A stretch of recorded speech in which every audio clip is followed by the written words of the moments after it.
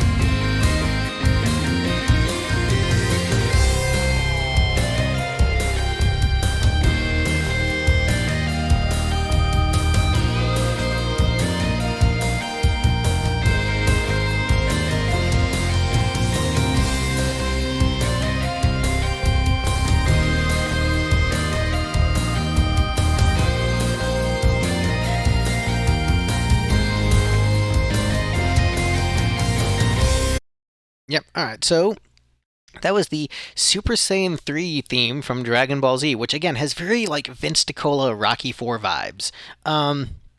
Like the original Japanese Dragon Ball Z soundtrack was like very Eastern and very like symphonic. And it's people say that like watching in Japanese versus watching in English is like watching a different show. It's just the music is so different and the atmosphere changes a lot between the two versions. And it's really like very interesting. But it definitely me being a Rocky fan. The fact that like the fight scenes and training montages had music like that definitely made the show work for me. But okay, so we've got a Thin Lizzy song, "Baby's Been Messin'." I don't know this one. It looks like this turned into the song "Suicide" from the comments. So let's see how this one holds up. And cough drop time. Hey, baby, I heard you been missing, trespassing all over town. Hey, baby, I heard you been missing. Hey, baby, get me down. Oh, yeah.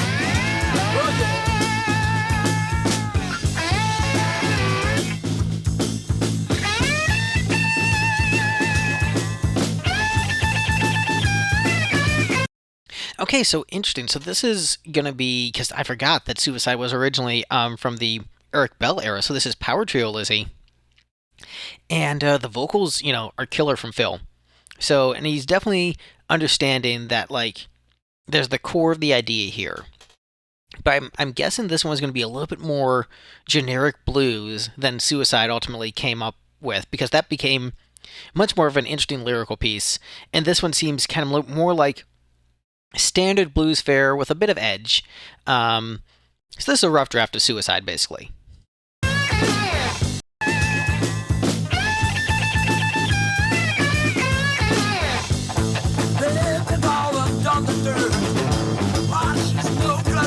flirt. Oh man, you could see her lift up her skirt. Just low down and dirty. But I love her. God, I just love her so I need her. Can't ever let her. Okay, so this is more just like standard blues, skirt chasing kind of song. Like, oh, my girl's been messing around, but she should be messing around with me, haha. So yeah, obviously the song that ended up coming out was the much better song, reworking into something far more interesting. I think if Lizzy had more songs like this, like lyrically, I would not be as big of a fan. What really works for Lizzy, for me, is not just how good they are musically, which they're great, but it's the lyrics, it's the lyricism, it's the storytellers, it's the poetry, storyteller isms. And so I still would have thought this was like a cool like 70s rock song, but I wouldn't jam to it. Like I don't listen to nearly as much Aerosmith as I do Thin Lizzy. And this would probably fall into the Aerosmith camp. Like, yeah, it's like a cool rock song about, chicks, whatever, but there's so many of those. And what really sets Lizzy apart is the great lyricism. So, again, this is still good. This is still pleasant. Still rocks. Still got edge. But ultimately, I'm glad where the song ended up.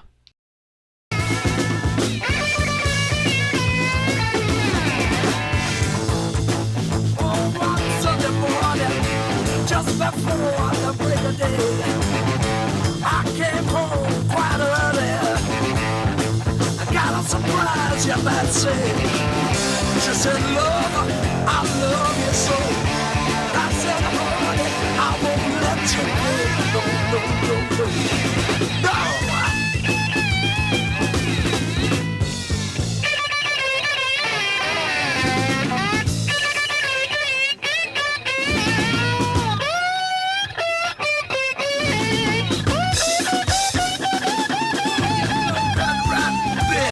Okay, yeah, that's fire. That's freaking fire. I mean, this is if we never got Suicide, this would still be like a smoker of a track. I mean, the guitar playing is great, the vocals are nasty. And to be clear, like I think I mentioned this once or twice before on the channel. But there was a set where we needed more songs to add, and we did a blues jam, and then sort of became a concert staple in some of our early days, that song that we jammed on, which was called Shot Between the Eyes. And there were it was like an improvised blues song, so I made up the lyrics on the spot. And it also featured a reference to suicide in the lyrics. But basically, the lyric was about a guy who found his woman having an affair, shot her, shot the guy, went to prison, and then wished that he could shoot himself, but he doesn't have a gun. Is sort of the narrative that I came up with on the spot, which is very standard blues narrative. So it's not to say that like, oh, I'm better than Phil and I know better. It's just like he himself, revisited this and decided, yeah, I can come up with something that's cooler here. So that's not necessarily to critique, Phil here. It's just like I know that he came up with something better with this same musical structure. But that said, it's still fire. It's still really good. And anybody who rags on Eric Bell as not being a good guitar player is daft.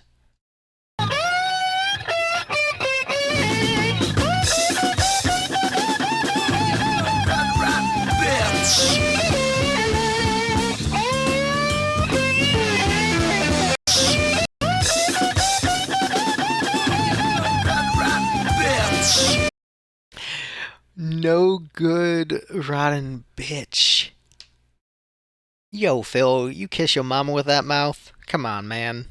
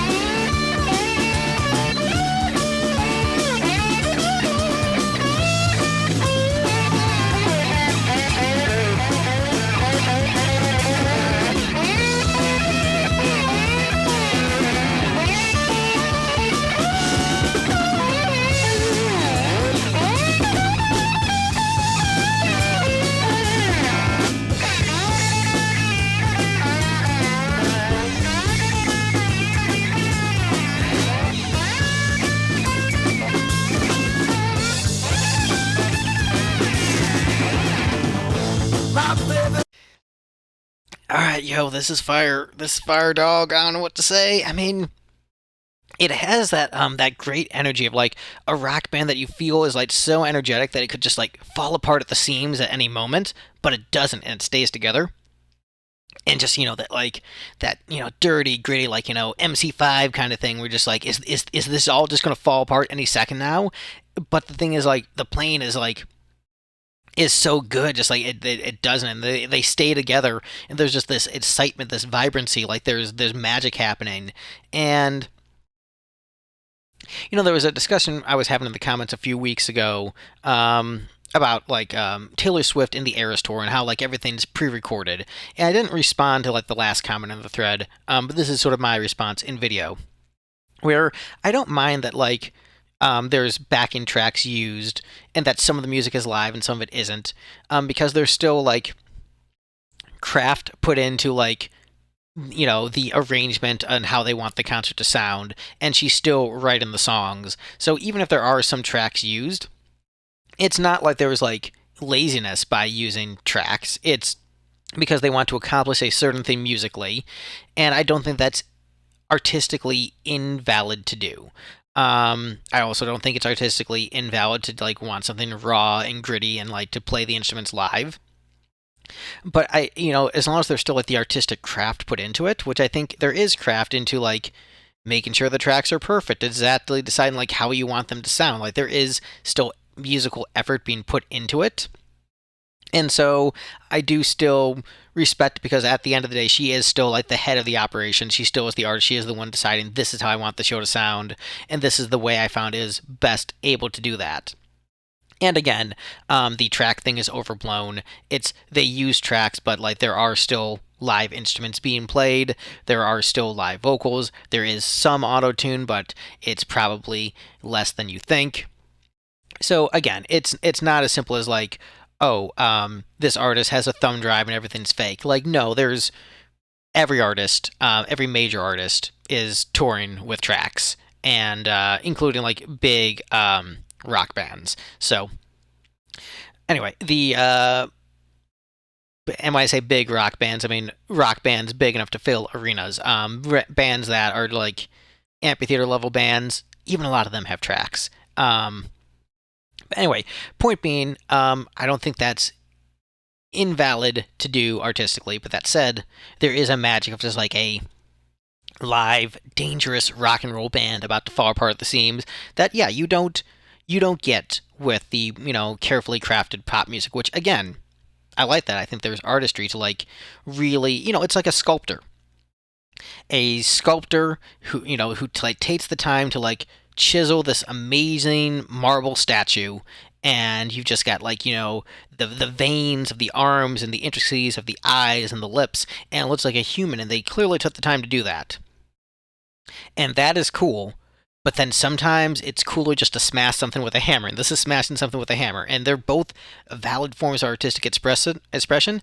I generally prefer the sculptor, but there's something to be said about like when the hammer is done great, the hammer is done great.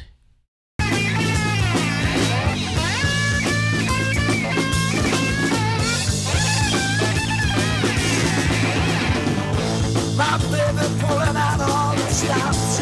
My phone is singing, the bottom's dropped. And I'm looking for a new girl, and I really hope she rocks. I will love her soon. I will lead her home.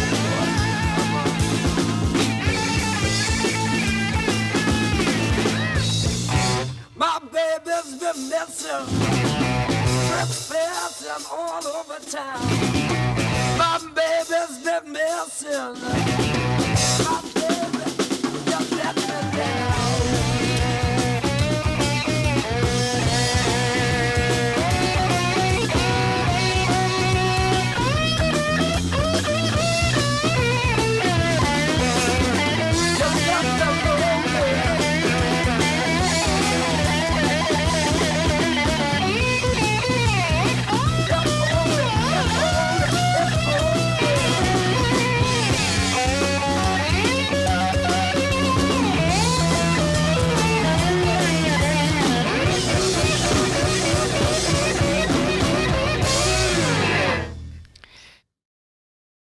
that was really good.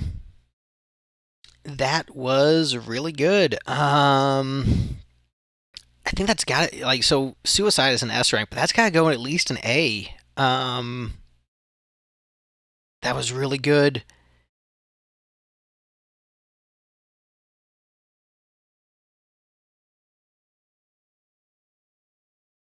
Yeah, that was excellent. Wow. Yeah.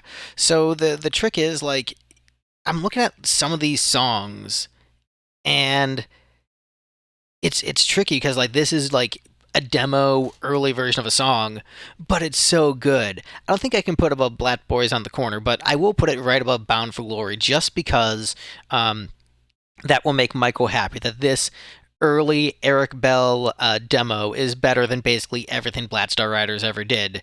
I'm sure Michael appreciates that sentiment, but like that was freaking fire, and just I'm looking at stuff like Buffalo Gal, Shalala, Bad Reputation, Sugar Blues. Like I mean, there's just some fire songs that like it couldn't beat, but this is a great version of the song, and I'm so glad I heard. Like this will be a version that I will seek out in particular, just because it was so good. Yeah, I was blown away by it. So definitely let me know what you thought of this one in the comments down below, and stick around next week for more Santa Claus Presents Thin Lizzy Thursday. Bye everyone.